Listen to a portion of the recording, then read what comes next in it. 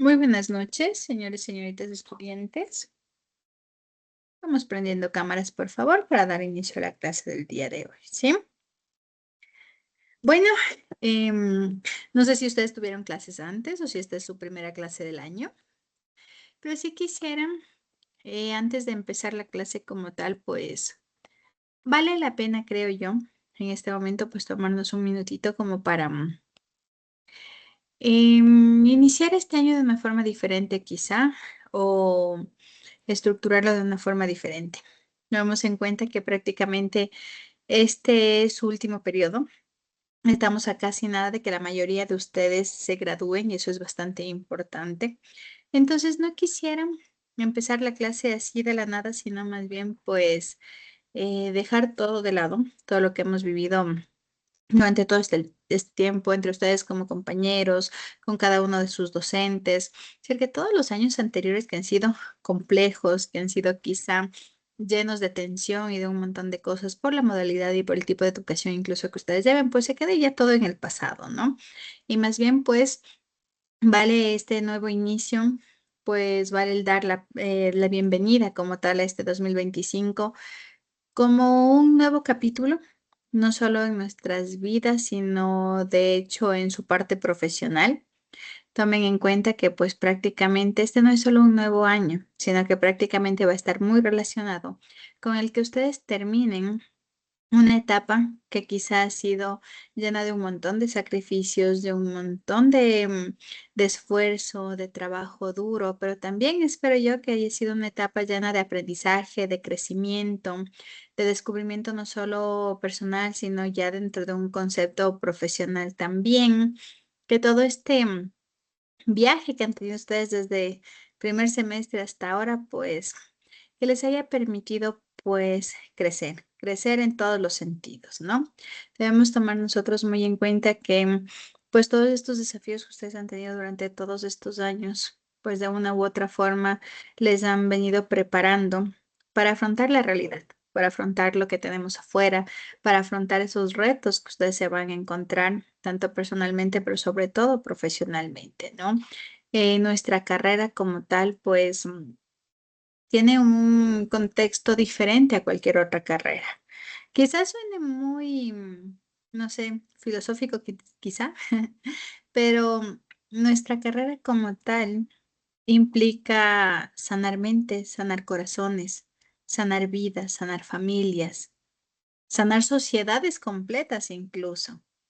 Así que espero que todos los conocimientos que ustedes han adquirido desde el primero que hayan tenido sean herramientas poderosas para llegar a cumplir este objetivo profesional, para llegar a sanar a las personas, para llegar a ser esa voz de aliento en las personas que quizá ya no encuentran una luz en su camino y que nosotros seamos quienes lleguemos con esa luz, con esa guía a sanar, que es lo importante, sanar mentes y corazones, como yo suelo decir. Entonces, prácticamente que este inicio de año pues esté lleno de optimismo, de determinación, que este 2025 pues les traiga esa capa y birrete, como muchos de ustedes ya lo esperan. Estamos a nada. Yo estaba con el otro curso revisando fechas y no tenemos ni un mes. Menos de un mes se acaba su semestre, en menos de un mes se acaba su carrera y pues prácticamente esto no es el final, sino prácticamente el inicio, un inicio lleno de posibilidades, de probabilidades, eh, de todo lo que implica nuestra profesión. Tomen muy en cuenta que nuestra profesión tiene que estar muy relacionada con la vocación, con la pasión incluso. Al haber elegido esta profesión que es bastante noble, bastante humana, pues prácticamente es bien importante que lo vivamos de la misma forma, ¿no? Que este tiempito que nos queda de trabajo en conjunto, pues sea provechoso, que puedan sacar el mayor provecho de este tiempo, de cada una de sus investigaciones, de sus tesis, de sus últimos momentos en prácticas, de sus últimos exámenes que están ya casi en su último momento de estrés quizá, o de ese tipo de estrés, porque después vendrán un montón de cosas más. Y pues prácticamente que puedan sacar provecho a todo esto, que puedan seguir creciendo día a día Y pues sobre todo, que esta carrera les permita cambiar desde cosas sencillas hasta cosas complejas, cambiar desde vidas y ojalá en algún momento todos quienes hacemos psicología pues podamos contribuir al bienestar mental de nuestra sociedad que tanta falta lo hace. De que no me queda más, que tengan un feliz año, que este año ya sea lleno de un montón de cosas bonitas y pues empecemos, ¿no? Empecemos con pie derecho este proceso. Pues feliz año para todos y que este año sea de graduación para todos, que es lo importante. Espero yo que en este primer ciclo y para quienes no han tenido alguna dificultad o algún tropiezo quizá en este tiempo, pues no se preocupen, sigue siendo el mismo año, quizá en el próximo semestre. Todo depende de cómo estén cada uno de ustedes, pero que nos graduamos este año, nos graduamos y que así sea, ¿no? Señorita Benavides, dígame. Buenas noches, magíster, compañeros. Bueno, un poquito trillado también decirle un feliz año, agradecer por las enseñanzas compartidas. Si bien es cierto, todos estamos tras un mismo objetivo, tras una misma meta. Usted ha sido una guía, una parte fundamental dentro de este proceso educativo. Creo que nos conoce, se podría decir, desde que estuvimos en pañales. Seguimos en pañales en muchas cosas, pero hemos crecido y avanzado gracias a su apoyo. No me queda más que decir y reiterar mis sinceros agradecimientos a nombre y a título personal. Tal vez me tomo el atrevimiento de a título de mis compañeros también. Desearle los mejores augurios para este año, que este año sea lleno de grandes propósitos, muchas bendiciones, éxitos, pero sobre todo mucha más sabiduría de la que usted tiene y ha compartido con nosotros. Muchísimas gracias. Muchísimas gracias de igual forma para cada uno de ustedes, personal, profesionalmente y en cada uno de sus hogares también, ¿no? Ahora bien, qué preocupante es esta situación en realidad. No sé si a ustedes les preocupa, pero a mí sí. Yo estaba revisando las fechas que tenemos en nuestro programa, en nuestro, ¿cómo se llama esto? En nuestra planificación de carrera. Y según la planificación, los exámenes estaban previstos para el viernes 7, sábado 8 y domingo 9 de febrero, pero son las votaciones. Creería yo que no es que se va a alargar una semana más, porque prácticamente en una semana más ya son supletorios.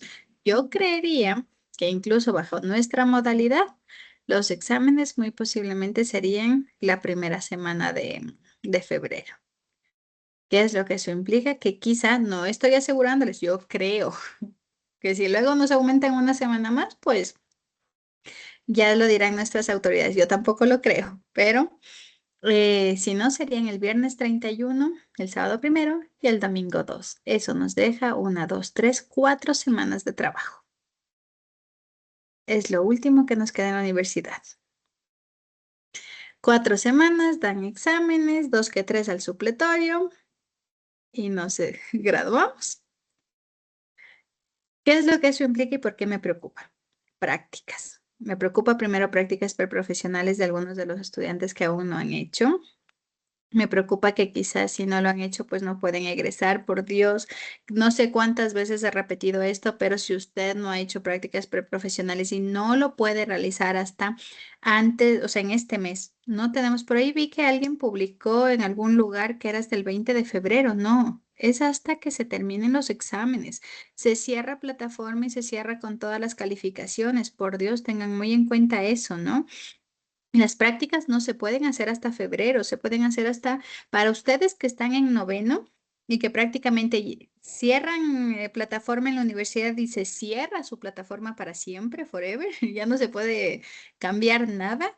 Ustedes tienen que realizar sus prácticas preprofesionales hasta el día de los exámenes.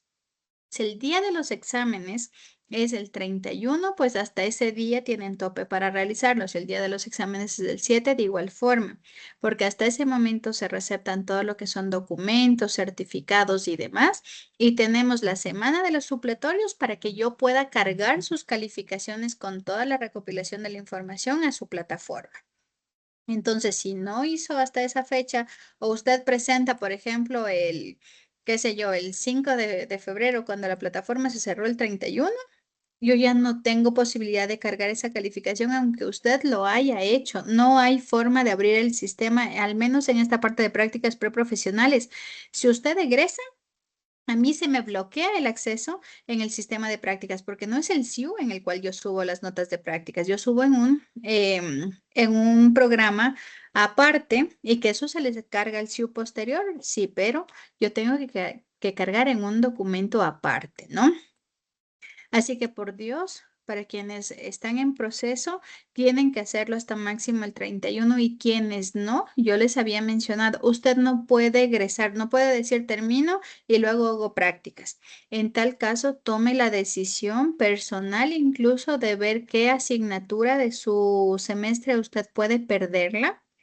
Eso implicaría, como yo les había comentado en algún momento el semestre anterior, uno de sus compañeros, el señor Solís, si no estoy mal, tenía un inconveniente con inglés y un tema de su trabajo y me pidió a mí que por favor no le cargue ninguna calificación de la segunda parcial porque él lo que necesitaba es perder mi asignatura para poder matricularse en este semestre, seguir constando, me parece, como estudiante y poder pedir los permisos de su trabajo para poder realizar inglés. No me acuerdo muy bien cómo era, pero él me solicitó perder mi asignatura aun cuando él ya tenía las calificaciones. Y yo procedí a cambiar todas las calificaciones a cero. Él perdió la asignatura y en este momento está tomando psicoterapia con los compañeros de octavo. Entonces, tomen muy en cuenta, no es algo que yo les diga, tienen que perder mi asignatura, es una decisión de ustedes, de que si no han logrado realizar las prácticas hasta el momento, o muchos de ustedes están recién terminando las de educativa, si ahorita no terminan las de educativa, pues prácticamente es imposible, y ustedes mismos lo saben, que en un mes es imposible hacerlas de clínica, porque hasta que salga el oficio, hasta que se haga el acercamiento, que si es al distrito, hasta que el distrito nos dé paso, es imposible hacerlo. Entonces sí tomen muy en cuenta eso para quienes se han quedado en ese proceso.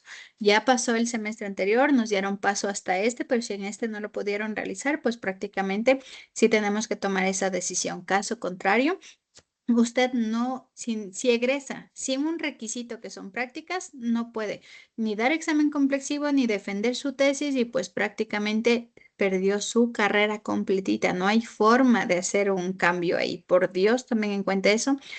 Queda grabado y que les he dicho esto, no es la primera vez, creo que es como la quinta vez que les digo y por Dios, eso es lo que más me preocupa, ¿no?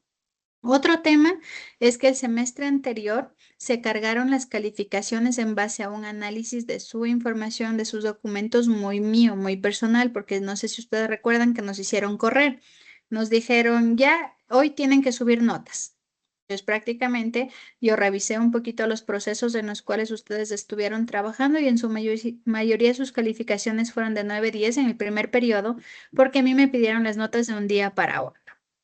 Eso implica que quienes tienen la calificación, yo no he recibido documentos, no he recibido firmas, no he recibido nada. Ustedes tienen su calificación asignada porque se nos pidió como cierre de semestre, pero prácticamente su curso todavía no tiene todas las calificaciones. Por ende, yo todavía no entrego mi informe final, ¿sí? Entonces, en este mes les voy a ya dar los accesos a las carpetas y ustedes van a cargar su información para constancia nada más, para quienes ya tienen la calificación y para quienes realizaron en este periodo, pues ya para poder revisar su información, revisar detalladamente sus actividades y pues asignarles ya su calificación que será cargada, como les digo, en el tiempo de exámenes, estarán ya sus calificaciones en plataforma, ¿no? Con su compañero, que me parece que es de su curso también, Cristian Pacheco. Muchos de ustedes están esperando los convenios que también pues ya pasaron de decanato, ya están en la parte de arriba. En esto ya no se demora, yo creo que en esta semana ya estarán. He pedido que se nos dé paso al menos para los convenios que están previstos para las prácticas, pues que nos den paso para esta para esta semana, es decir, que Cristian va a estar yendo todos los días de esta semana. Nos dijeron que una vez que los documentos pasen todos los filtros, se demoraba máximo entre una semana a 15 días. Así que para quienes están a la espera del convenio, si bien estamos corriendo, pero estamos a tiempo. Esta semana Cristian me va a ayudar yendo todos los días a la universidad a presionar, presionar, presionar para esos convenios. Y pues las 2 últimas semanas de enero estaríamos asignando pues todo lo que es el tema de las prácticas con los compañeros que estaban a la espera de los convenios. No son muchos de aquí si no estoy mal. Más son los de octavo. Y a eso iba, que con los que están los que tienen, por ejemplo, si ustedes tienen asignaturas en octavo, los de octavo todavía pueden hacer hasta que se termine el semestre. Para ellos se bloquea el acceso en el momento de la matrícula. Así que ellos todavía pueden hacerlo en vacaciones o pueden hacer sus prácticas en vacaciones. Son ustedes los que no pueden egresar en este momento mientras no tengan las prácticas, ¿no? Y pues con eso yo ya envío mi informe final con los estudiantes que han realizado ya las prácticas. Para eso también con la compañera Benavides y con la compañera Hoyos del otro curso vamos a hacer un listado de quienes pues prácticamente realizaron prácticas, dónde lo realizaron, en qué fecha, si tienen ya la calificación, no la tienen, y de quienes quizá no hicieron, no van a hacer o todavía les falta las otras prácticas. Bueno, no las otras prácticas porque les voy a mandar, señorita Benavides, el listado que me envió la Magíster Zambrano de quienes estaban habilitados para prácticas, entonces son solo ellos los que tendríamos que revisar de quién quizá falta y ver en este mes qué podríamos hacer incluso con quienes no sea posible, ¿no? Eso en prácticas que es lo que me preocupa. En psicoterapia vamos a trabajar, hice ya una estructuración de la unidad número 3 porque tendríamos 2 semanas para la unidad 3 y 2 semanas para la unidad 4, ¿no? Entonces el día de hoy yo voy a hacer una revisión rápida nada más de lo que implica la psicoterapia en los diferentes grupos minoritarios, quizá dentro del contexto psicoterapéutico, y vamos a tener los aportes de la siguiente forma. Primero, vamos a dividirnos los tipos o más bien los grupos a los cuales vamos a trabajar estos procesos psicoterapéuticos, que son grupos de niños, niñas y adolescentes, el grupo de personas con discapacidad, el grupo de comunidad LGBTIQ+, y el grupo de tercera edad, ¿no? En estos 4 grupos que son de quizá grupos minoritarios y que tienen situaciones complejas en la parte psicoterapéutica, lo que vamos a hacer es lo siguiente. Primero, ustedes en orden o más bien por afinidad van a agruparse en 4 grupos. Cada uno de los grupos hoy mismo nos organizamos y les sorteo uno de estos temas. Y de estos temas van a ser lo siguiente. Primero, van a hacer una hojita, yo ya le envié esto a la señorita Benavides, van a hacer una hojita en la cual ustedes van a poner el nombre del grupo, el tema que les tocó y cuál fue su aporte dentro de la actividad. Si usted preparó la parte bibliográfica, si usted hizo las diapositivas, cómo preparó o qué aporte tuvo dentro de la actividad. Eso va a ser cargado como calificación en foros. Si usted no hizo nada, pues prácticamente no tendrá esa calificación en foro, ¿sí? La siguiente es un documento. Creo que no estaba puesto el máximo, por Dios, ahí le especifican máximo 8 carillas, no con normas APA, vamos a hacer carillas normales. Yo creería en un espacio 1.15 es suficiente. 8 carillas en el cual usted va a determinar algunos puntos importantes sobre estas temáticas que ya están descritas en su rúbrica de evaluación también, ¿no? Este documento de 8 páginas que usted va a construir con su grupo es el documento que posterior se va a unir con los grupos siguientes y pues es el compendio de lectura con el cual nosotros vamos a estudiar para el examen. Así que tomen muy en cuenta la información que colocan, no coloquen información basura, coloquen información relevante, quizá no le marquen desde un tema muy técnico, no ocupen tecnicismos, porque al final yo voy a sacar las preguntas de esos documentos, así que tomen en cuenta que ahí está su evaluación también, ¿no? Para su examen final. Ese estaría cargado como actividad trabajos, ¿sí? Ustedes tenían una actividad que estaba encaminada para el 6 de enero, pero me parece que en su plataforma nunca se reflejó la rúbrica, ¿verdad? Ya les voy a pasar la rúbrica que está en el otro curso y bueno, tendrán el transcurso de este mes para hacer esa actividad también, ¿no? Entonces serían dos tareas que tenemos, la tarea anterior, que era la de vacaciones que no se cargó en su plataforma y esta tarea, ¿no? Y como prueba de la unidad número 3, ustedes van a tener asignada la calificación de la exposición que van a hacer de estos temas la próxima semana. Entonces, la próxima semana ustedes van a preparar las diapositivas, la presentación, van a hacer grupos, entiendo yo, más o menos de 12, 13, si no estoy mal, porque son solo 4 grupos. Así que de ustedes depende. Tienen 25 minutos para la exposición, si va a hablar 2 minutos cada uno, que no creo que sea conveniente, pero sí que, y que todos estén en la clase, es más. Entonces, si ustedes deciden que expone solo 1, 2, 3, 4, 5, como ustedes se organicen, lo importante es que la información sea clara para sus compañeros, ¿no? Que sea dinámica, que sea adecuada, ¿no? Esas serían entonces sus actividades. El foro, el trabajo en el cual van a poner su nombre y el aporte. La tarea grupal en la cual usted va a subir el documento de 8 hojas en el cual está el resumen de su investigación y la prueba que sería prácticamente la exposición de estas temáticas, ¿sí? Y con eso pues prácticamente ya tenemos las calificaciones de la unidad número 3. Como el sí o no está funcionando en este momento, no sabemos cuándo funcionará. Lo que vamos a hacer es de la misma forma como yo les voy a crear las carpetas para las prácticas. Asimismo, voy a crear una carpeta de su curso y carpetas individuales de cada uno de ustedes para que no se borren documentos ni se estén copiando. Aunque el trabajo es grupal, no tendrían cómo, pero ya sabemos que aquí hay de todo. Entonces, les voy a dar acceso a una carpeta en la cual va a decir psicoterapia 2 y su nombre. Si dice psicoterapia, pues es la carpeta en la que tiene que usted poner sus tareas. Pero si dice solo su nombre, esa es la de prácticas, ¿no? Tomen en cuenta para que no se confundan y no me carguen cosas que no son. ¿Sí? ¿Estamos ahí claros? Tengo por ahí manos levantadas. Erika, dígame. Sí, Magister, mil disculpas, se me quedó levantada la mano con el Ah, tema de que los compañeros estaban un poquito con la curiosidad de cuándo vamos a poder subir nosotros los documentos ujú. de las prácticas. Pero ya aclarado el tema, no tengo duda alguna. Listo, no se preocupe. Como les decía, no les he pedido porque yo tengo que enviar el link y todo con el informe final y todavía no tenemos la totalidad de los compañeros pues con prácticas o al menos la mayoría. Es por eso que no he hecho yo todavía el informe general y por ende pues no les he pedido los documentos tampoco. Diana, dígame.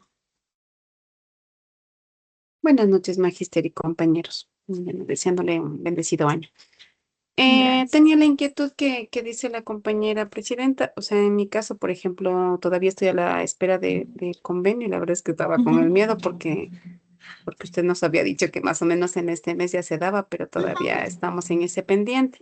Entonces, mi inquietud era si es que podíamos ya tener subido los documentos antes de, pero pues creo que no, o no sé si es que No, sí se puede. esperemos con todo. Miren, yo le pedí a Cristian, no sé si Cristian está aquí. Él mañana va a ir a la universidad a hablar con el departamento de prácticas para poner en marcha pues este tema de los convenios, pedir que se acelere todo esto y pues cualquier cosa yo les estaré notificando también, ¿no? Con todo lo que sí Ya, quiero primero es tener el listado, porque sí he estado revisando un poquito, pero pues prácticamente los que estaban habilitados para práctica son 150. Entonces tengo que revisar de los 150, pues quienes ya han hecho, quienes ya tienen calificación asignada, quienes no tienen todavía la calificación asignada y todo este proceso. Pero ya lo haremos en esta semana. Voy a sentarme a trabajar con sus compañeras también para que ahí podamos tener esta información. Y es importante también que ustedes también respondan, ¿no? Yo a veces envío un link para que me llenen una encuesta y recibo solo 5 o 10 respuestas y al final no tengo como tal la base de datos para poder hacerlo y créanme que es bien complejo. Por ejemplo, con los chicos de octavo en este momento son 54 los que están habilitados para prácticas, entonces sí me tomé el trabajo de uno por uno llamarles y ver qué es lo que están haciendo, pero ustedes son 150. Y los números que ustedes tienen en plataforma ya muchas veces ni son los números que ustedes tienen, porque a veces yo saco el número de la plataforma y ni me contestan. Entonces sí es un poquito complejo y como son un grupo más grande, sí necesito de su colaboración también, ¿no? ¿Estamos entonces hasta ahí? Tal vez alguien más, alguna duda, inquietud que tengan. No, muchas gracias, Magister. ¿Ninguno? Listo, entonces. Vamos ahora sí a continuar entonces. Bueno, como les decía el día de hoy, vamos a hacer esta división, estos grupos, lo vamos a hacer al final de la clase más o menos, ¿no? ¿Qué es lo que nosotros vamos a trabajar o el por qué es importante? Cómo separar esta parte de la psicoterapia, ¿no? Nosotros debemos tomar muy en cuenta que la psicoterapia en general, si bien es cierto, nosotros tenemos la psicoterapia individual, en la cual uno por uno, cada uno de nuestros pacientes van a ser atendidos en base a su patología, a las causas que esto haya generado y un montón de cosas más, ¿verdad? Y que yo siempre les he mencionado que nosotros trabajamos directamente con personas, independientemente, por ejemplo, del tema de sus gustos, sus intereses, o que eso tenga una influencia directa en una terapia quizá diferenciada.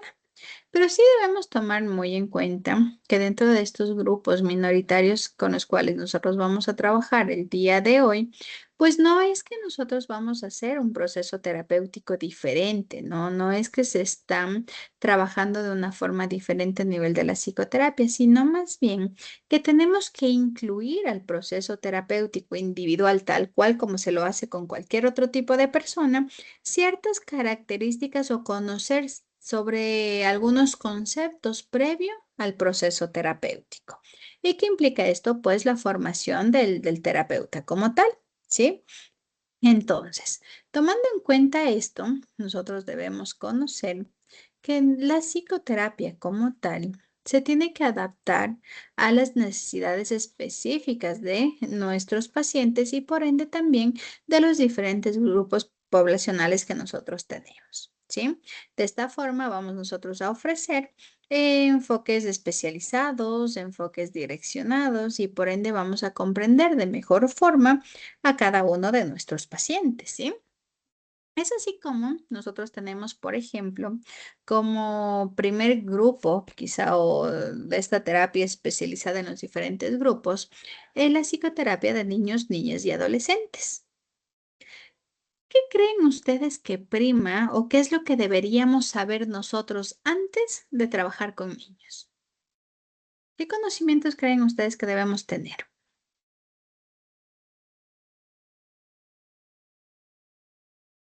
¿Qué se les ocurre?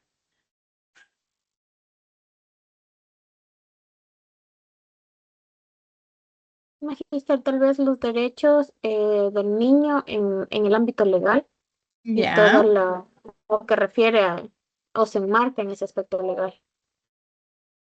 Es muy importante conocer los derechos, los deberes, las obligaciones, todo el marco legal como tal del trabajo con niños, ¿verdad? Por ejemplo, a mí me pasa mucho cuando tengo pasantes, por ejemplo, en consultorio, que sacan su teléfono y toman la foto. Les digo, a ver, son niños. No podemos tomar una fotografía sin el consentimiento de sus padres. Y es muy importante incluso saber, por ejemplo, yo en consultorio tengo firmado, tengo consentimientos informados sobre el uso de fotografías y algunos conceptos para el manejo como tal de redes, sobre todo del centro. No todos los padres lo firman, entonces hay que saber qué paciente sí puede y qué paciente no. Y no es simplemente un le tomo de espaldas, no sale su cara y no importa. La norma no dice solo que no salga el rostro, es cualquier tipo de fotografía. Entonces, esas cosas sí es muy importante conocer dentro del trabajo con niños antes de iniciar el trabajo con ellos incluso. Si yo voy a atender a niños, debo saber muy bien cuál es la normativa legal del trabajo con niños. ¿Qué otra cosa?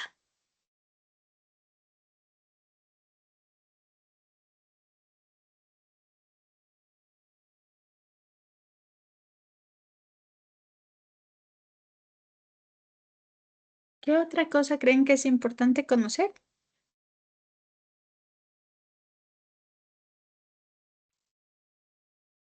Conocimiento sobre desarrollo infantil. Ujú. Bueno, depende de el trabajo que se va a hacer, si es educación o guardería, la alimentación, eh, la organización, cómo se debe tratar todo lo que es educación infantil. eh, Enfocaría primeramente ese paso. Muy bien, muchísimas gracias. Todo lo que implica pues esto del conocer al niño también, ¿verdad? Supongamos, yo tengo un niño con autismo que tiene una dieta, la dieta, por ejemplo, sin gluten, sin lácteos, una dieta estricta. Acabamos de pasar Navidad. En el consultorio en Navidad habían galletitas en el escritorio de la compañía de secretaría, incluso les brindamos a los niños la fundita de galletas, tuvimos un agasajo con los pequeños y algunas de estas cosas.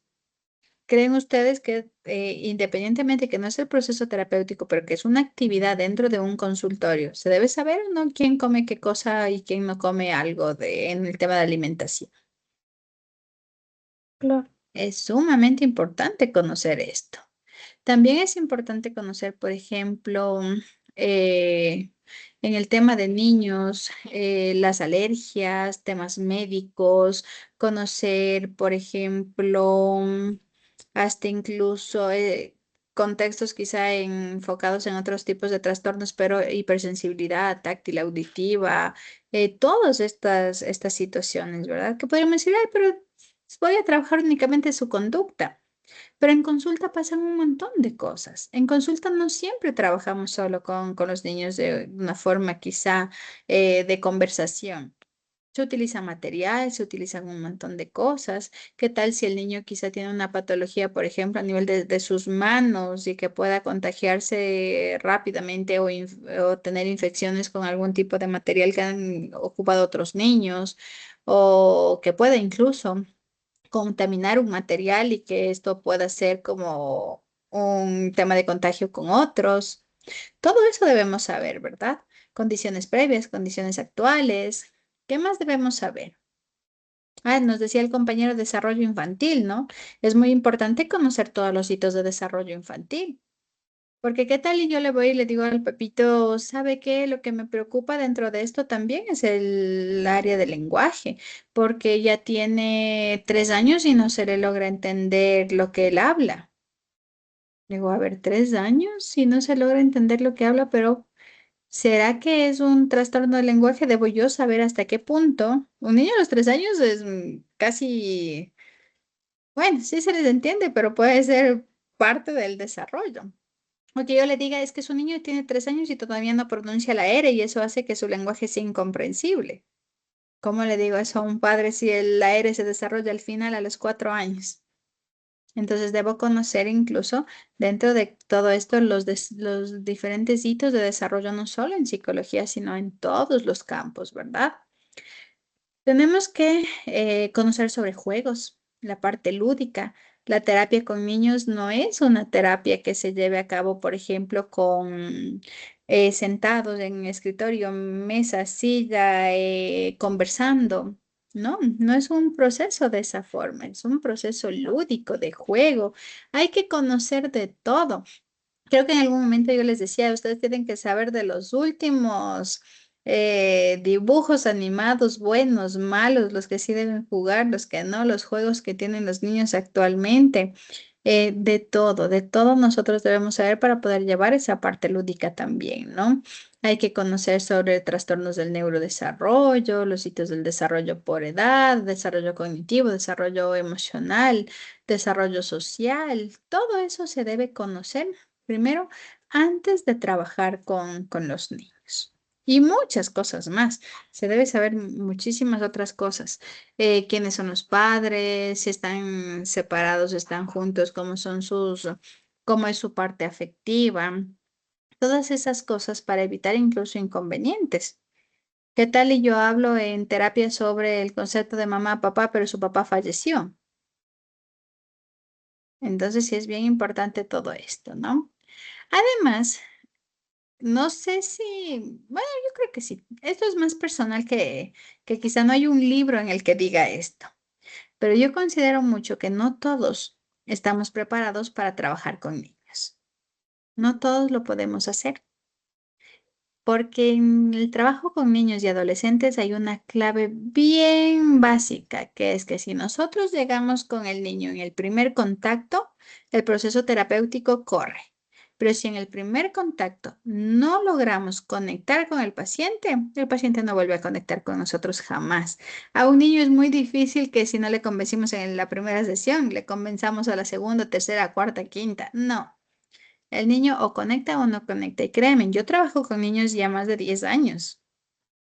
Y ha habido momentos en los que yo he tenido contactos con niños que no han conectado conmigo y que por más que he hecho un montón de cosas, no logran conectar, me terminan odiando, gritando, pegando y un montón de cosas más. Créeme, el trabajo con niños es bien difícil, hasta el punto de que segunda, tercera sesión me toca decir, mamita, no me pasa frecuente, pero no logro conectar con su hijo.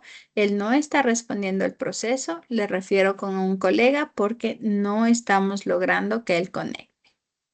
El niño a veces cuando es pequeño puede llorar, gritar y patalear en consulta quizá los primeros 15 minutos, pero no la consulta entera, no 2 consultas ni 3 consultas, porque ¿para qué me están pagando los papitos? ¿Para que él vaya y llore en el consultorio o para que me agreda en el consultorio? No, excepto que sea un trastorno como tal del neurodesarrollo, un autismo quizá o... Sí, un autismo quizá uno de los más complejos y que puede generar eso.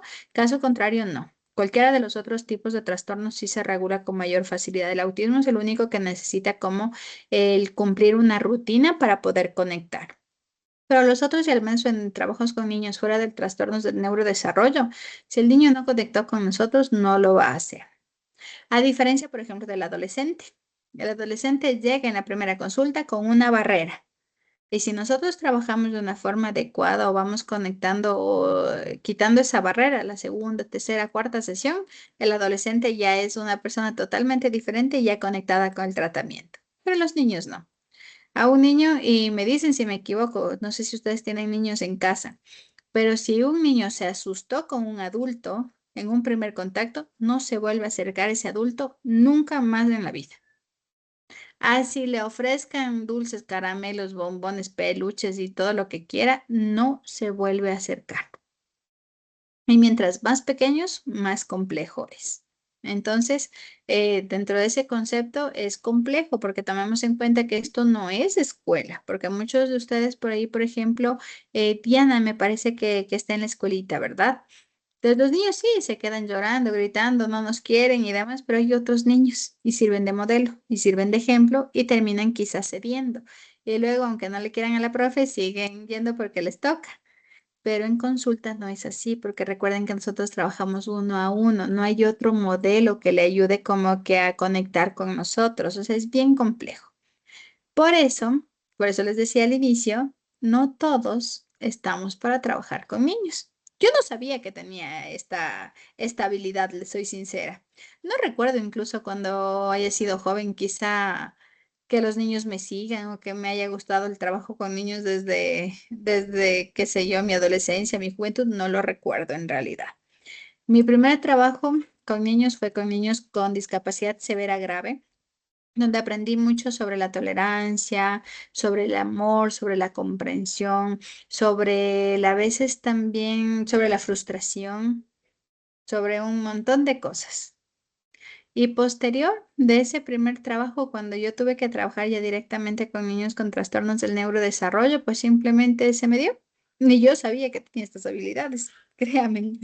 Reciente en esta Navidad hicieron unas funditas de Navidad. Bueno, siempre hacen esto en mi casa y esta vez hicieron en 2 ocasiones, una para irnos a un lugar que siempre vamos y otra para irnos a un sector por Lita. Y recuerdo que en mi casa me dicen, sí, vamos, y Caro, tienes que ir porque tú tienes que hacer los números y todo con los niños porque a ti te gusta eso y tú trabajas con niños.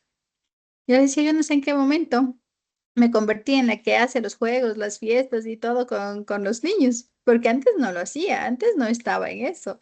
Entonces, miren, fue una formación que quizás se dio en algún momento No sé si obtuve esta habilidad o qué, pero ahora trabajo con niños, me encanta trabajar con niños y son muy pocas. Si no me falla mi memoria, yo creo que en los 10 años que llevo de trabajo, quizás son unos 4 o 5 niños con los que he tenido que decir, no, no conectan conmigo, pasémosle a otro terapeuta.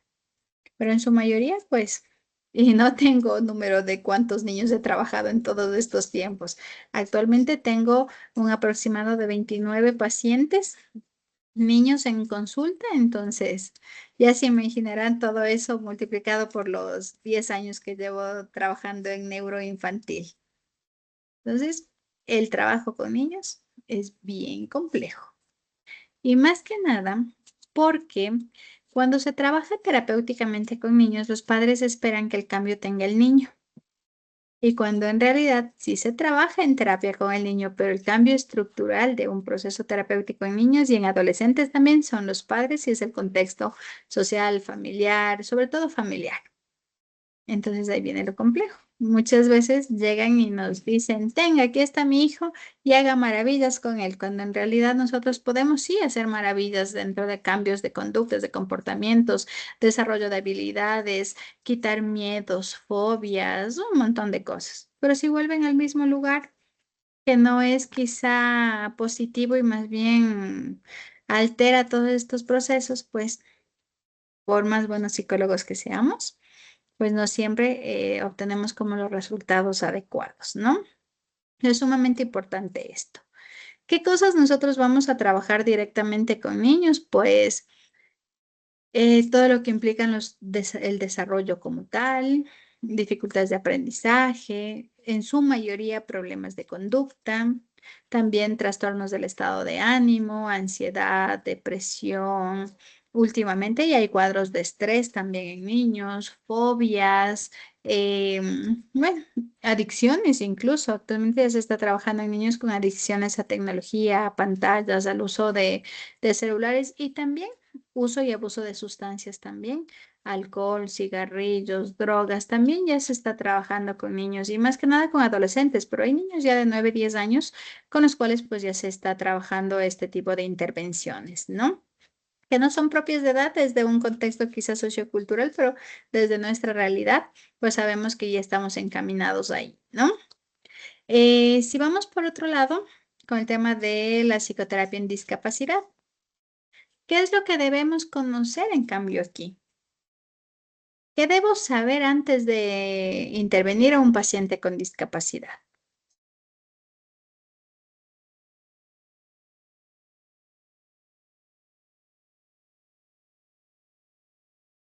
Puede sonar muy evidente, pero ¿qué tipo de discapacidad y qué grado de discapacidad tiene y con qué referencias médicas viene?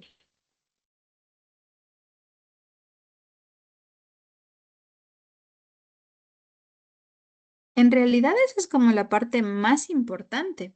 Tomemos en cuenta que no solo debo conocer qué tipo de discapacidad y el porcentaje que tiene el paciente, sino todos los tipos de discapacidad. ¿Ustedes saben cuáles son los tipos de discapacidad que están regulados aquí en Ecuador?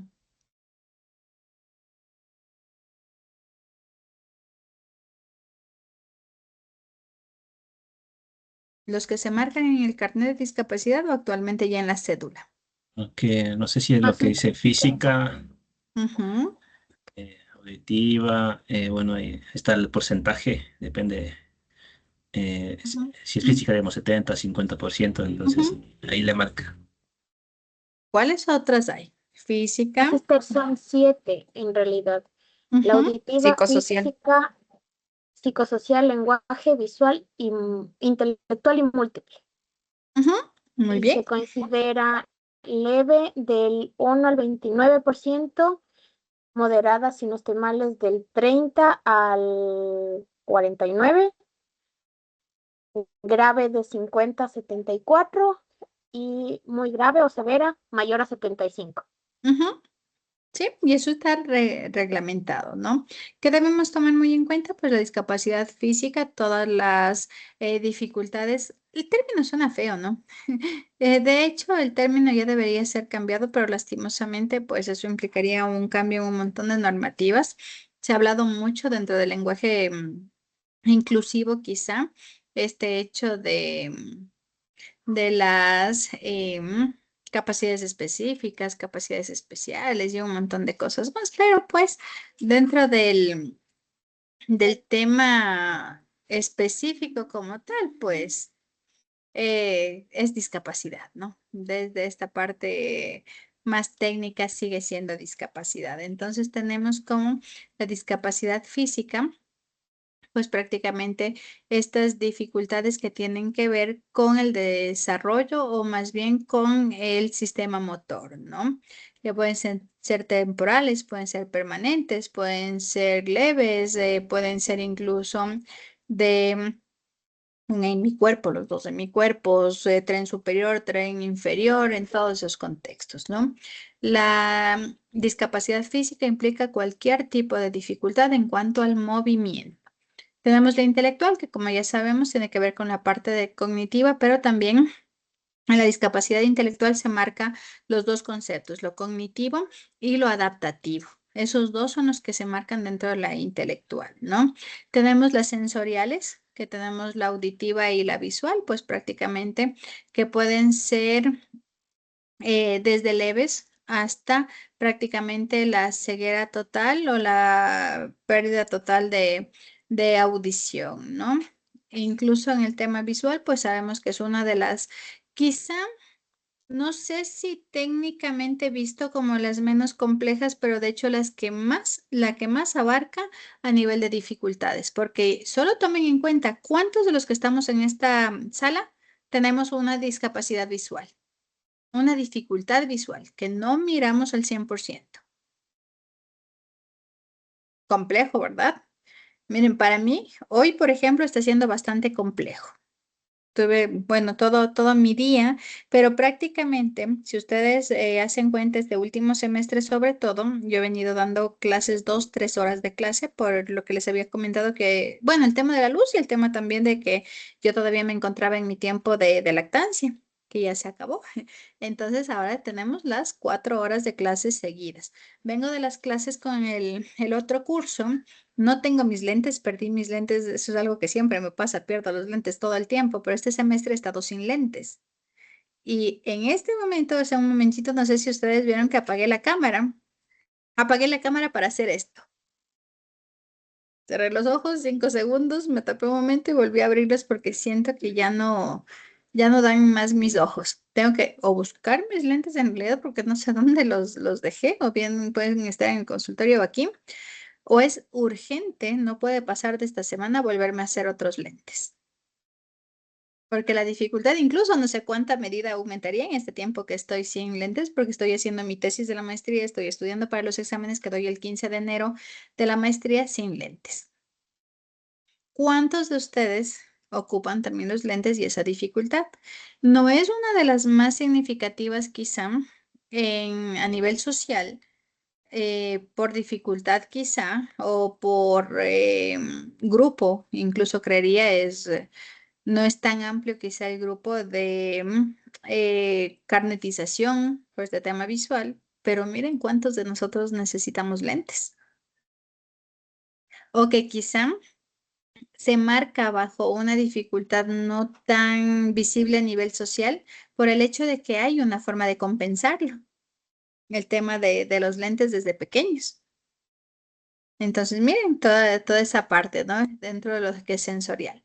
La psicosocial, cuando hablamos de cualquier tipo de patología que tenga que ver con la salud mental, que implique el que no se cumpla con las actividades de la vida cotidiana de una forma adecuada y que además la persona sea o haya sido vulnerable a nivel de críticas, juicios, estigmas y todo lo que eso implica a nivel social. En la psicosocial, dentro de lo que son trabajo con niños, por ejemplo, es donde más está involucrado el trastorno del espectro autista. Y en adultos, algunos de los trastornos emocionales y sobre todo se suele marcar la esquizofrenia dentro de esta clasificación, ¿sí? Y no creo que se me queda ninguna otra, ¿o sí? La de lenguaje. La de lenguaje que implica desde o más bien marcado en dificultades del lenguaje, pero que no correspondan a dificultades del desarrollo, ¿no? No quiere decir que yo tengo un niño, por ejemplo, de 6 años que no ha logrado su lenguaje de forma adecuada, no tiene ninguna patología adyacente y por ende le califico, le certifico y marcamos una discapacidad. No. Es un tema mucho más profundo, ¿no? Se hablan de trastornos del lenguaje que pueden ser congénitos, que pueden ser adquiridos, pero que ya marcan una dificultad en vida, ¿no? Por ejemplo, hablamos de las afasias en los adultos, hablamos del trastorno del lenguaje también dentro del autismo, hablamos de patologías ya específicas, ¿no? Que impiden como tal el lenguaje tanto expresivo como comprensivo. Y las múltiples, pues que ya su palabra mismo lo indica, ¿no? Entonces, todo esto nosotros debemos conocer. Debemos saber qué implica cada uno de los tipos de discapacidades, el porcentaje que tiene nuestro paciente, porque eso sí va a determinar la forma en la cual nosotros trabajemos. Porque si bien es cierto, en el contexto de psicoterapia, nosotros vamos a tener que aplicar psicoterapia de una forma individual, específica en cada uno de los pacientes.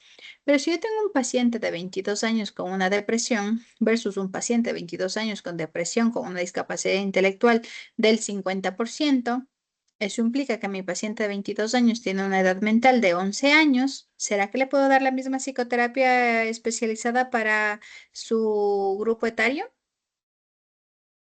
No puedo trabajar con su edad cronológica, tengo que trabajar con su edad mental. El proceso va a ser el mismo, pero sí necesito establecer esta pauta importante para poder llevar a cabo de una forma adecuada el proceso terapéutico. Si yo planteo, por ejemplo, un proceso terapéutico con, sí, hagámosle depresión misma, con un paciente con una discapacidad física. ¿Será que yo puedo llevar a cabo ese proceso? Por ejemplo, mi paciente tiene una parálisis cerebral infantil que ha generado una hemiparesia.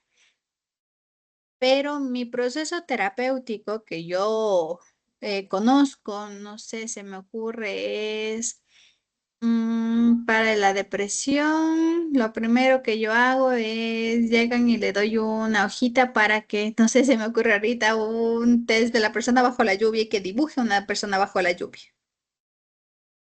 El paciente tiene una hemiparesia y su otra mano no tiene una funcionalidad como para el gráfico. ¿Será que puedo aplicar esto? ¿Será que mi psicoterapia tendrá que ver con escritura o con hacer diarios o con hacer cosas como estas que involucran la parte de la movilidad? Imposible. Entonces, sí es muy importante conocer cuál es la actividad motriz del paciente para saber incluso a nivel gráfico, a nivel, por ejemplo, no sé, se me ocurre en un tema físico que el paciente no pueda estar sentado por más de 30 minutos, por ejemplo. ¿Qué tenemos que hacer a nivel de psicoterapia? Tengo que también tomar en cuenta esos espacios, ¿verdad? Si es un tema, por ejemplo, sensorial, el concepto quizá del uso de no sé, braille, lengua de señas, sistemas alternativos de lenguaje, la tecnología como el manejo del lenguaje, todo eso es importante. Y conocerlo incluso antes de trabajar con pacientes con discapacidad. Miren, a mí en algún momento me pasó, yo siempre pregunto todo sobre el paciente antes de que el paciente llegue a consulta. Y recuerdo en algún momento que yo esperaba un paciente para evaluación. Llega el paciente para evaluación que ya se había determinado y había enviado todo, que la evaluación era de coeficiente intelectual, se iba a hacer evaluación de lectura, escritura, cálculo. Yo envío todo lo que vamos a hacer. Pido que si es que hay algún antecedente relevante, algo que yo pueda conocer antes de la evaluación, y me dijeron que no. Claro, quien estaba buscando la evaluación no era parte de la familia, era un colaborador externo que tampoco entiendo conocía la situación del paciente, era un tema de aldeas, de un acercamiento con el paciente. Llega el paciente a mi consulta y el paciente era no vidente.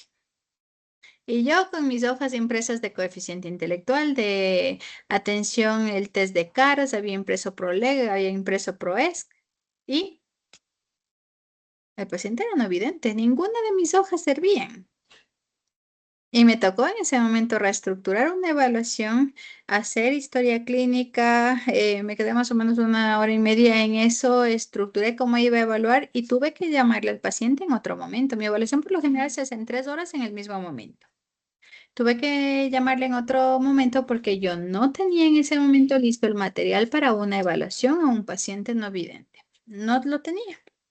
Entonces, prácticamente eso implica el trabajo en psicoterapia. O, por ejemplo, si en ese, yo hago neuropsicología, entonces prácticamente es diferente, pero si fuese el caso y no tuviera las herramientas para hacerlo, pues lastimosamente, aunque el paciente esté ahí, va a decir, yo no puedo llevar a cabo este proceso porque, qué sé yo, en la intervención necesito conocer al menos lengua de señas, que es el lenguaje que utiliza el paciente, y yo no lo sé. Le voy a referir con alguien que sí lo haga. Y nos toca muchas veces.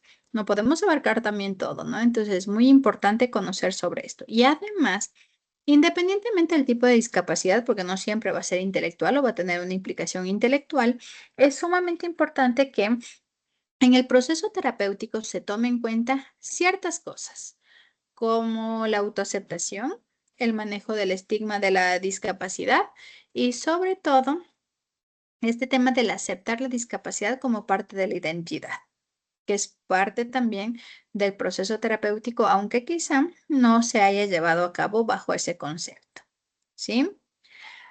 Ahora, otro grupo bastante importante e interesante incluso de trabajarlo es la psicoterapia para la comunidad LGBTIQ+.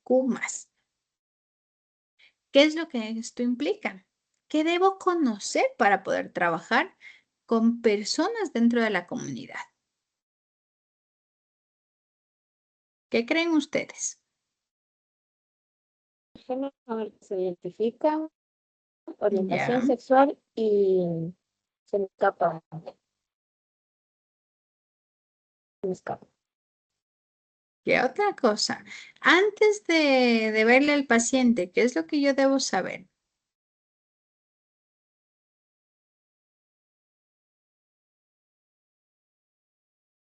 ¿Saben ustedes qué significan las siglas?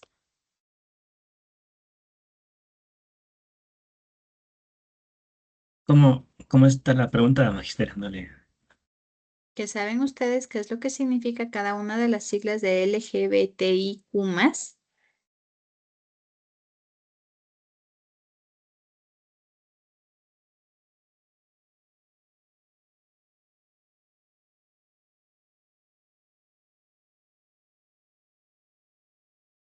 ¿No son las primeras letras de cada Ujú, género? L de lesbiano, así, G ujú, de gay y así, bueno, el orden LGTBI, ujú. transexual, bueno, creo que va todos los géneros que están ahí. ¿Y qué significa cada uno de estos géneros?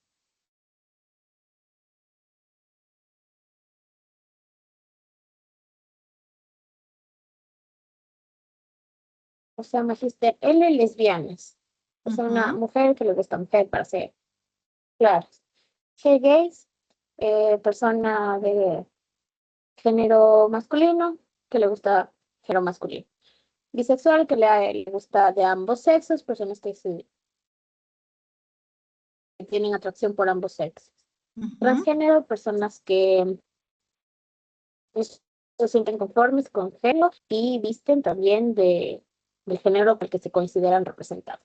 Ujú, Intersexual se me escapa y queer. ujú. ¿Y qué es el queer? Que no se identifican con ninguna de estas categorías, ¿no? Pero Con sí es importante manejarlo de una forma más amigable, quizá, o no sé si la palabra es amigable, pero más bien más directa, técnica, o bueno, sin ningún tipo de tapujo de cualquier situación, ¿no? Es lo que tenemos que tomar muy en cuenta. Que dentro de los términos importantes que nosotros debemos conocer sobre la comunidad LGBTIQ+, es primero las diferencias entre unos y otros, ¿no? Porque en el sentido de entre que le gusta o se siente atraído o este concepto, pues hay un montón de características también que se deben tomar en cuenta. Entonces, primero, cuando hablamos nosotros de orientación sexual, eso implica atracción emocional, atracción romántica y atracción sexual. ¿Sí? Emocional, romántica y sexual. Esa es como esa orientación hacia el gusto, el interés en cuanto a esta situación sexual, ¿no? Entonces aquí, cuando nosotros hablamos de la homosexualidad, pues hablamos de que es la persona que se siente, o el homosexual es la persona que se siente atraída prácticamente de una forma emocional, romántica y sexual hacia personas del mismo sexo.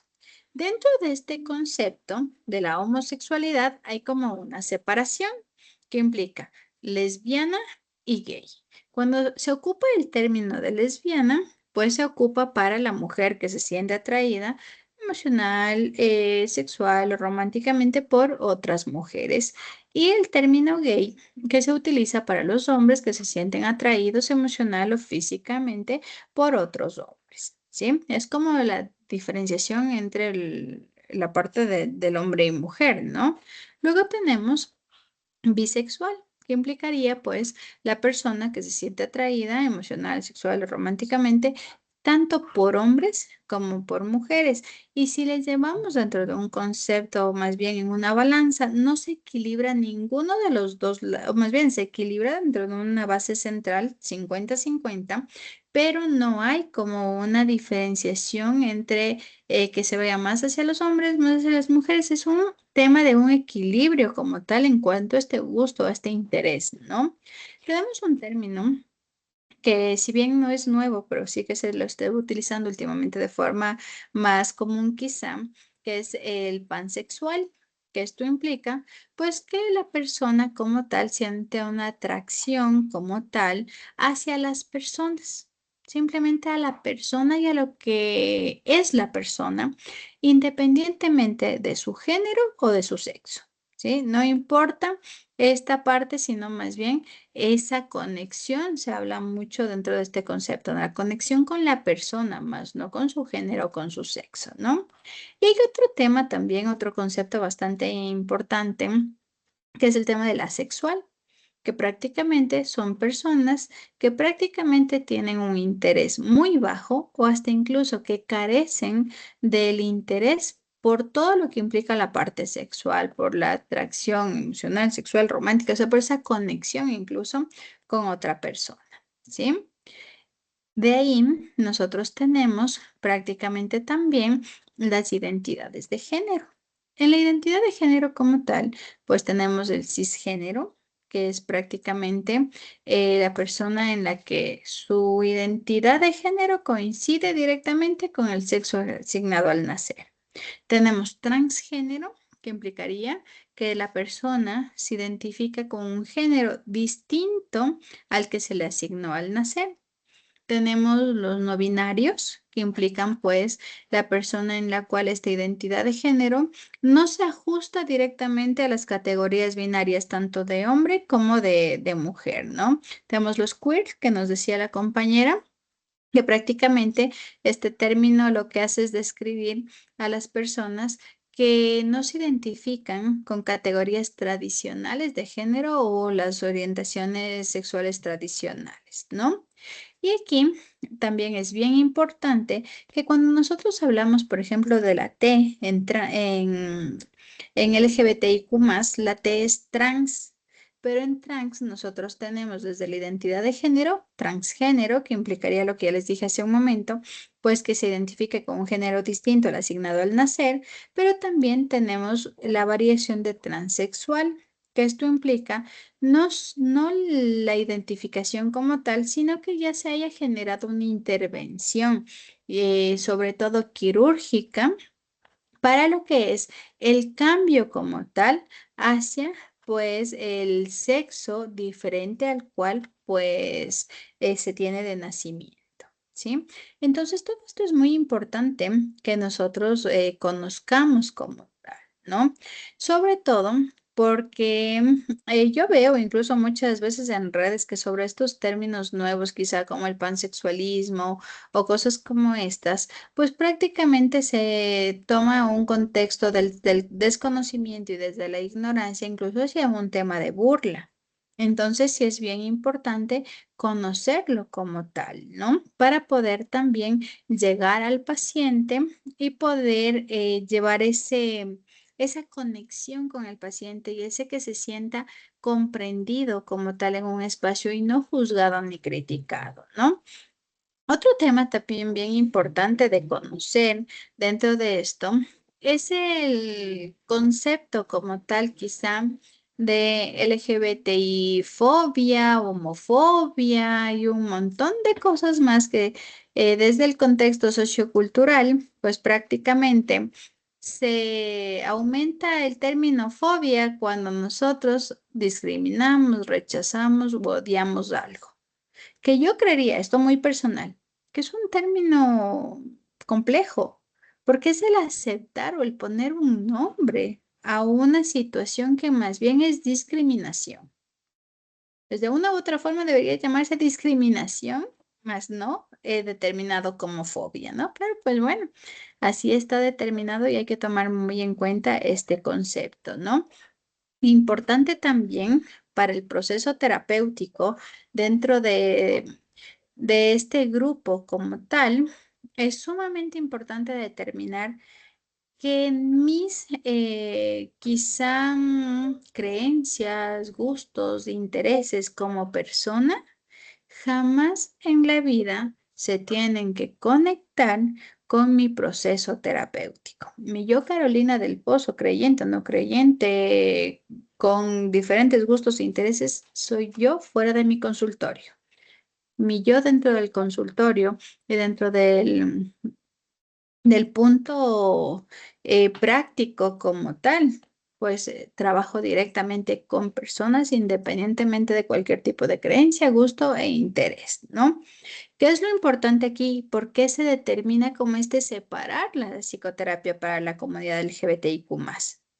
No por el tipo de inclinación o cualquiera de estas cosas, sino que hay que tomar muy en cuenta estos parámetros primero. Conocer sobre todo esto que implica la identidad de género, la identidad sexual, el desarrollo como tal de esta identidad e incluso algo que se habla mucho en la comunidad es el coming out, que implica, bueno, es el término utilizado dentro de la comunidad como para el salir del closet, que imagínense, es un tema bastante complejo a nivel técnico, quizá que ni debería existir estos términos.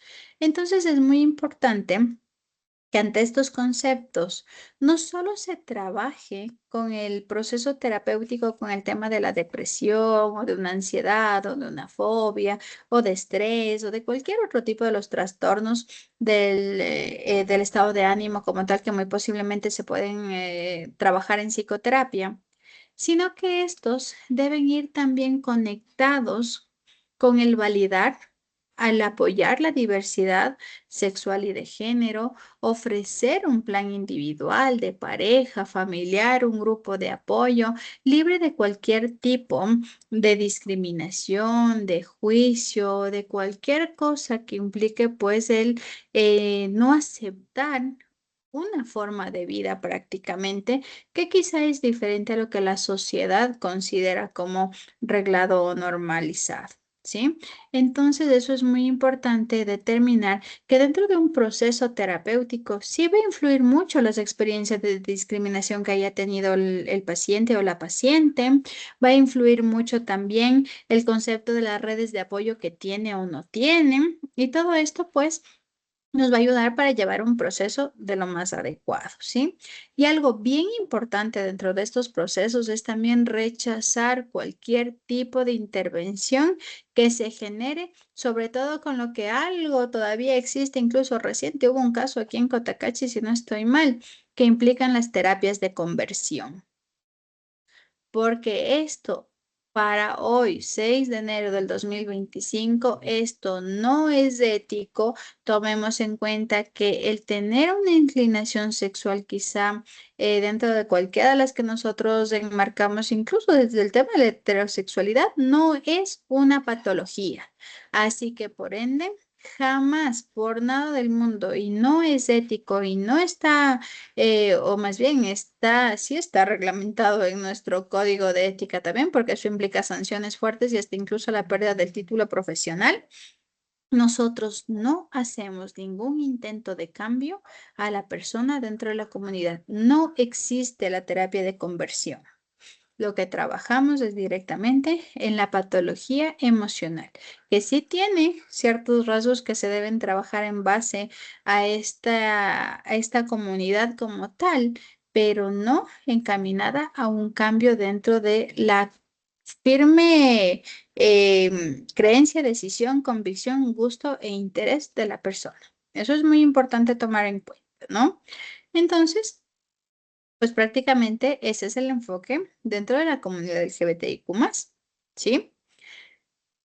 Y ya terminando prácticamente dentro de lo que es la psicoterapia como tal en estos grupos, quizá que se lleva muchas veces procesos inadecuados, está la psicoterapia en la tercera edad. Entonces, aquí en la terapia de la tercera edad es muy importante que nosotros conozcamos todo lo que implica la psicología involutiva, ¿no es cierto? ¿Recuerdan ustedes que cuando habíamos hablado de neuropsicología involutiva, nosotros hablábamos mucho de los cambios en el sistema nervioso que pasan en la vida adulta? ¿Será que nosotros podemos trabajar, no sé, se me ocurre en algo con toque sexual? Un tema quizá de voyerismo, por ejemplo. Sí saben qué es el voyerismo, ¿verdad? ¿Será lo mismo el voyerismo en un adolescente? ¿El voyerismo en un adulto? ¿O un voyerismo en un adulto mayor? ¿Será que en el adulto mayor el tema del voyerismo le trabajo desde la conciencia, desde el cambio quizá de este concepto? O quizá hay que conectar mucho en cómo está su parte neuropsicológica y su lóbulo frontal. Y si en realidad es una dificultad, si este voyerismo parte desde un tema en realidad del concepto del placer sexual como tal o de una inhibición del lóbulo frontal. Entonces, ahí nos damos cuenta que muy posiblemente, pues miren, los procesos no se tienen que llevar de la misma forma. Hay que conocer de igual forma, como habíamos hablado hace un momento, cuál es la capacidad cognitiva del paciente, cuáles son las alteraciones de personalidad que muy posiblemente se alteraron y todo lo que eso implica. ¿Sí? Entonces, hay que tomar muy en cuenta todos esos procesos. Además, se debe tomar en cuenta que el adulto mayor casi nunca, y eso diría yo, nunca un adulto mayor va a ser tratado con un terapeuta adulto mayor. Casi nunca se va a generar eso, porque cuando nosotros estemos en esa edad, muy posiblemente también ya nos jubilemos.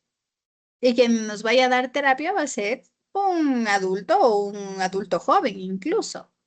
¿Creen ustedes que esa diferencia entre etapas de vida quizá o en épocas de vida marca diferencia?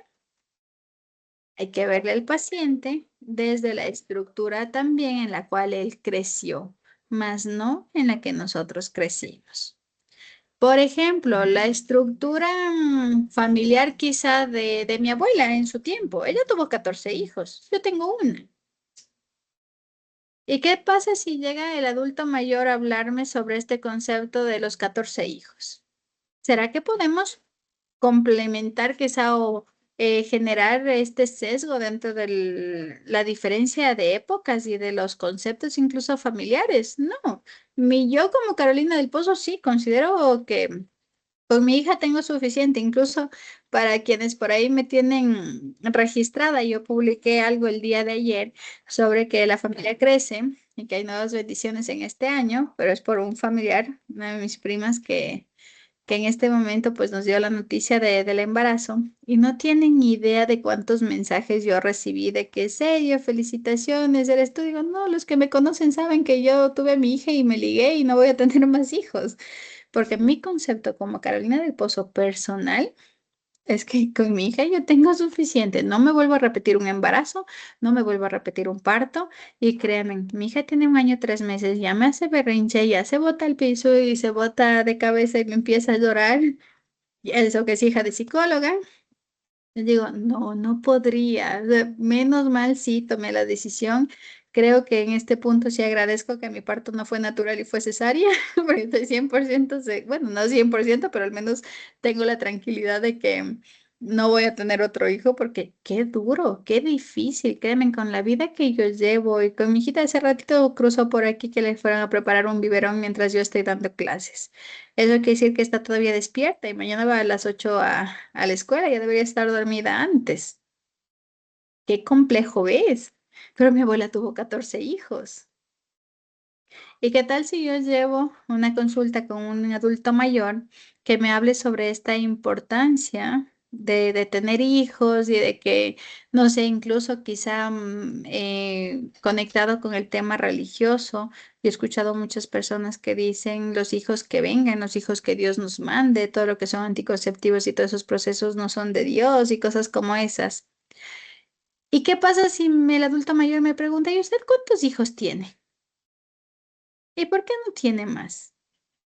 ¿Creen ustedes que sería relevante ese proceso o que terapéuticamente hablando podría conectar en esta parte con estos dos grupos diferentes, quizá en épocas?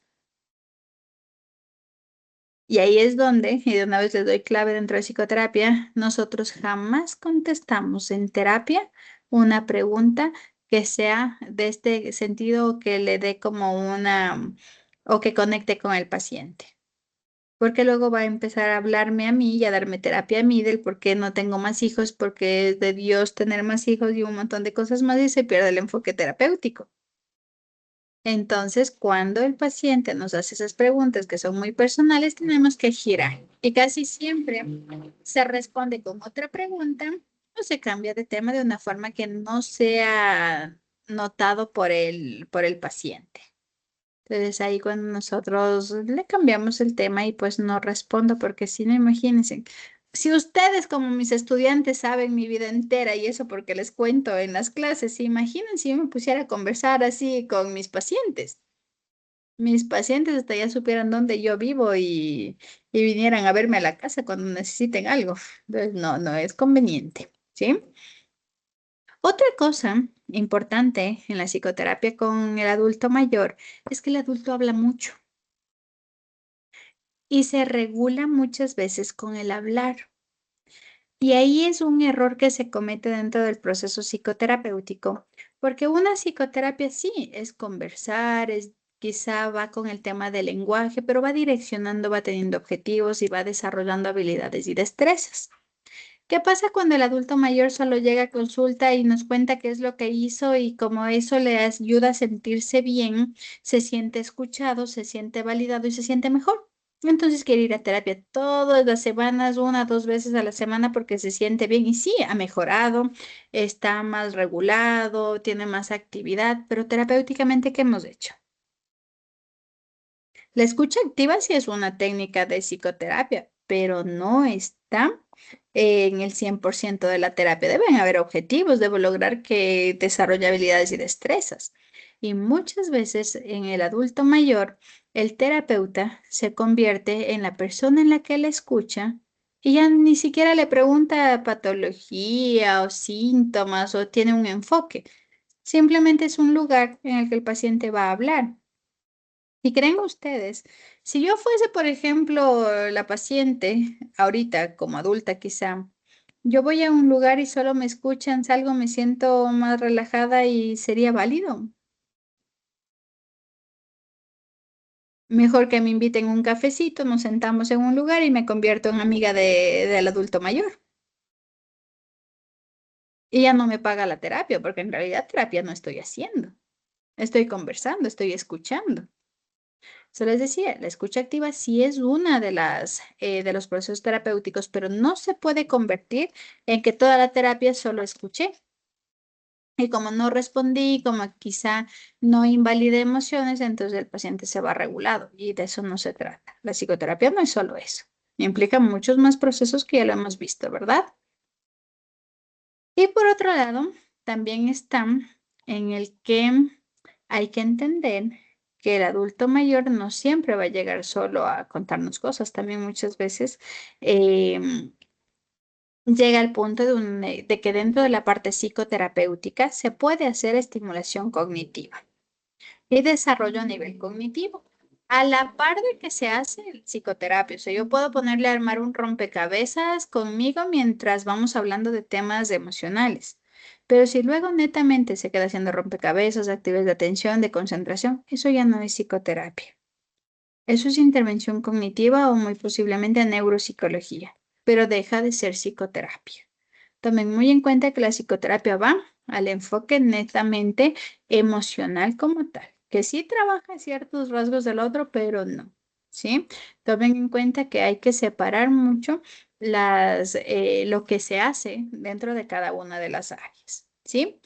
Y además, importante también dentro de este proceso, al igual que como en el proceso terapéutico con los niños, en el adulto mayor, dentro de la promoción, incluso del envejecimiento activo, hay que tomar en cuenta que hay que trabajar no solo con el adulto mayor, también con sus familias, con sus cuidadores y sobre todo conectando con actividades sociales y recreativas que le van a permitir como regular ese aislamiento y sobre todo mejorar la calidad de vida, que es hacia donde se va con el adulto mayor. ¿Estamos? Ahora sí, ¿alguna pregunta, alguna duda, inquietud? ¿Ninguna? ¿Todo claro? Vamos a hacer ahora lo siguiente. Necesito que se organicen por afinidad en 4 grupos. ¿Bien? Cada grupo va a tener uno de los temas. Así que por favor, no sé si se envían mensajitos o cómo hacen porque es por afinidad. Van a tener ahorita unos 7 minutitos para que se organicen. En 7 minutitos nuevamente conecto cámara y micrófono y necesito solo que levante la mano un integrante de cada grupo para hacer el sorteo de los temas. ¿Sí?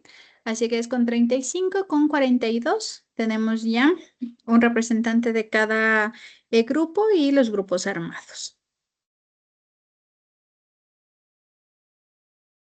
Señor Cabrera, dígame.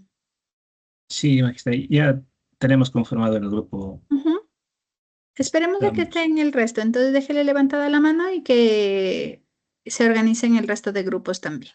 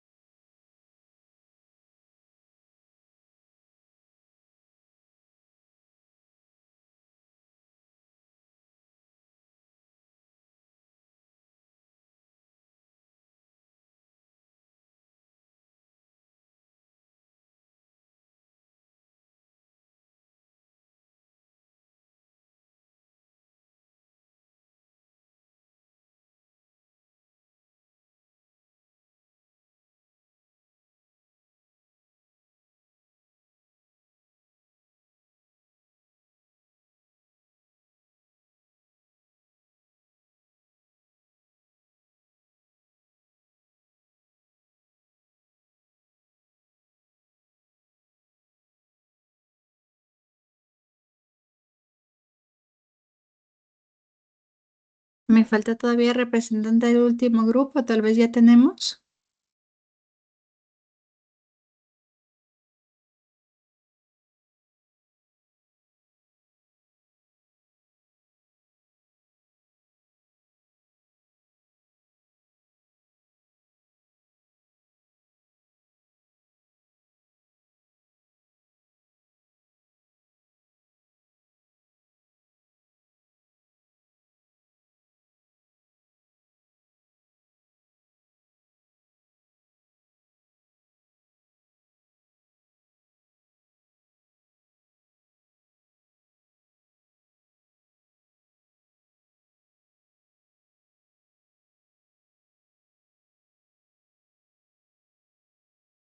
No tenemos a ninguno en el otro grupo.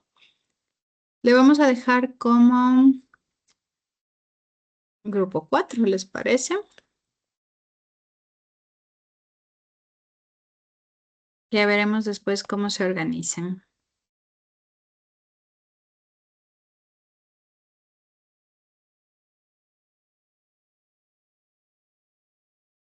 A ver, tienen ustedes en pantalla en este momento, ¿no? Sería el grupo de la señorita Benavides, el grupo de la señorita Tiraca, el grupo del señor Cabrera y el grupo 4 que prácticamente no sabemos todavía cómo se van a organizar, ¿ya? Los temas, psicoterapia en niños y adolescentes, psicoterapia en discapacidad, psicoterapia en la comunidad LGBTIQ+, y psicoterapia para la tercera edad. Paso en este momento a hacer el sorteo. Y tenemos aquí el cuadro de resultados, ¿sí? En este momento le envío a su compañera Benavides para que quede constancia.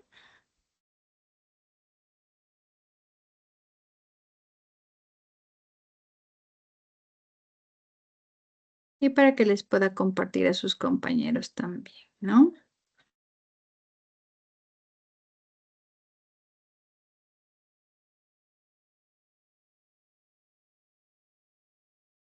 Listo, estamos hasta ahí entonces.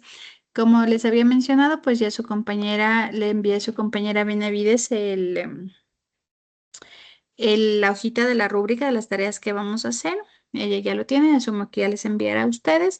Recuerden que las actividades se van a subir en una carpeta que va a estar con su nombre y con la asignatura. Ya les daré llegar las carpetas también de las prácticas y también para que me ayuden llenando el formulario para ver cómo vamos avanzando en el tema de prácticas. Sobre todo, quiero revisar a quienes les faltan las prácticas para sobre todo poder reunirnos y conversar un poquito de qué podemos hacer en este mes, porque también en cuenta que ya no nos queda tiempo, ¿sí?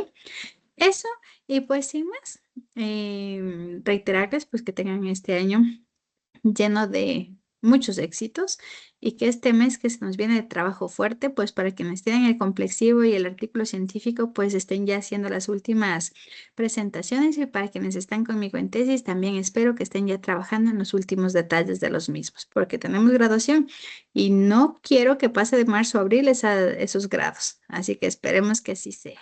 Sin más, que tengan una muy buena noche. Nos vemos la próxima semana con ustedes en psicoterapia y con quienes están conmigo en titulación.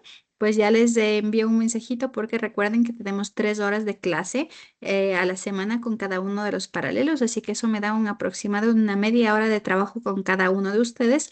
Y en este transcurso de este mes vamos a hacer tutorías individualizadas, así que ya les enviaré el mensajito para que elijan la hora y el momento de su tutoría que vamos a trabajar en estas 6 horitas que vamos a tener de clases durante estas semanas. Que tengan una muy buena noche. Muchas gracias, Magíster. Una linda noche. Magíster, una Muchas buena gracias. noche.